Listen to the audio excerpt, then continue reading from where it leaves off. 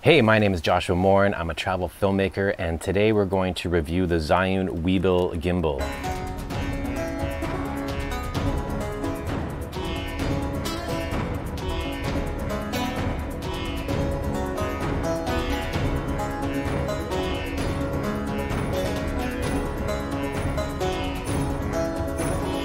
So first things first, I started a new web series called How to Make a Good Travel Video.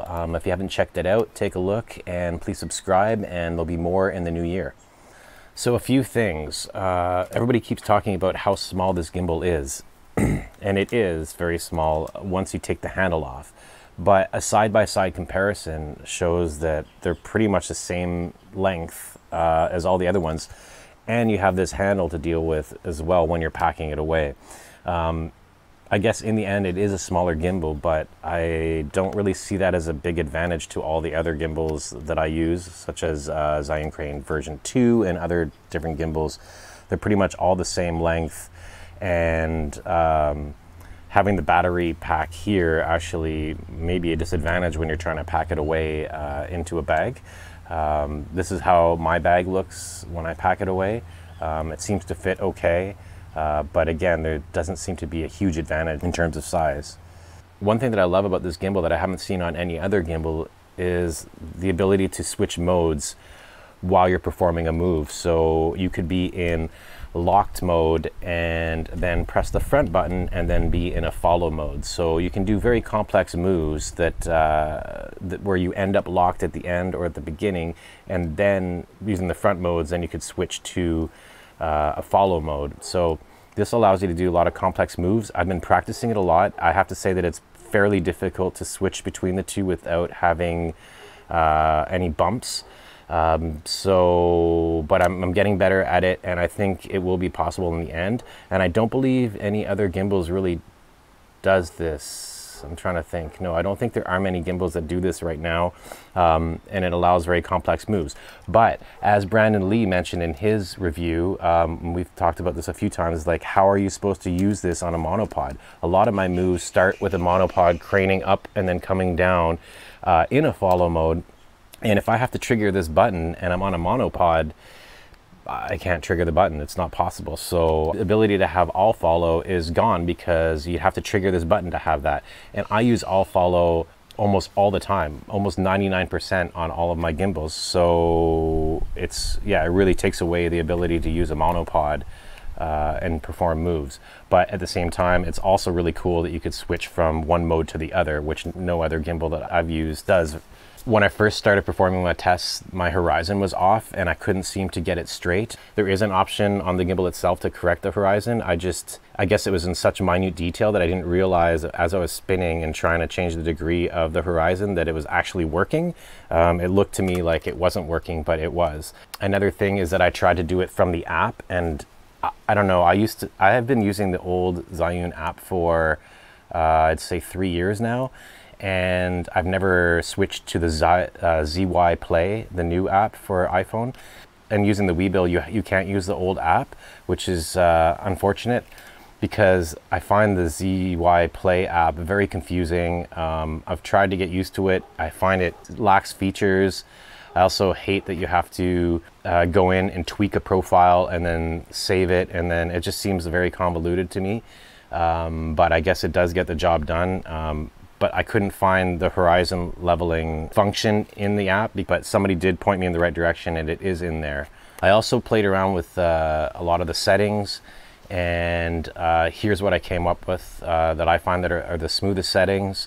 This is for a wide lens, around 16 to 35 is what I mainly shoot on. So the settings are for that lens. And also I had some problems with the smoothing. I didn't really understand why, but for some reason in the app, I can't set the pan smoothing to more than 45. And maybe somebody could tell me in the comments why I can't go further, or maybe there is a way to do it, but every time I set it to 200, it says save, and then I go back and it's at 45. So the smoothing is at 45. The other thing that I really do love is the ability to invert the gimbal by clicking it like this. You just take the tripod off the bottom and you put it on like this, and now you can run upside down, which makes the most sense. A lot of people who are shooting with flashlight mode will notice that it's probably the most unstable footage you can get because all of the weight is dangling off of your endpoint.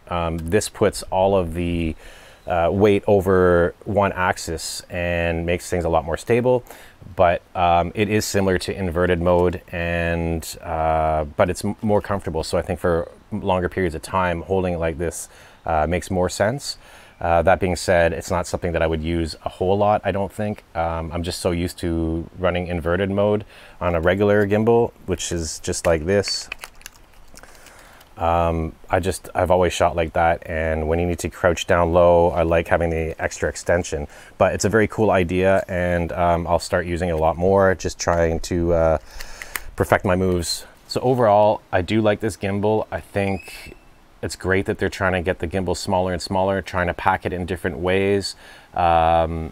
I love this little monitor screw point right here. That's where I would put my monitor on. And I think that this gimbal can perform just as well as any other gimbal, so long as your setup isn't too heavy. With a Sony a7 III and a 16-35 millimeter lens, I think that I can get very stable shots with this gimbal. But all that being said, if you have a heavier setup, I don't think you're going to be able to fly with this gimbal. The motors are a lot smaller and weaker than a lot of the other gimbals that I've used. So things like balancing your camera, zooming in a little bit, and now you're out of balance. On other gimbals, like the V2 or the V1, the motors were strong enough to compensate for that. But on this one, I would say that you'd have to rebalance each time.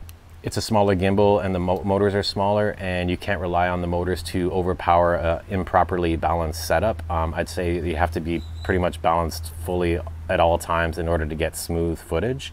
And I would say also, like, full out running with this gimbal, you know, probably isn't gonna happen stable wise. But I mean, how often do you run full out with a gimbal? I mean, it's very rare.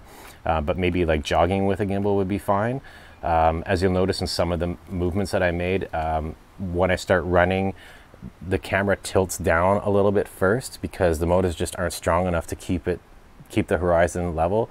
So I did things like I would tilt it up to start, and then when I ran, it would tilt down. So there's things like that that you have to watch. But love that they're trying to make it smaller, and I love the front button. Again, the ability to switch between modes to me is a really big thing. But again, I can't use it on a monopod. So if I do any work with monopods, then I'll have to use a different gimbal and use this for switching between modes.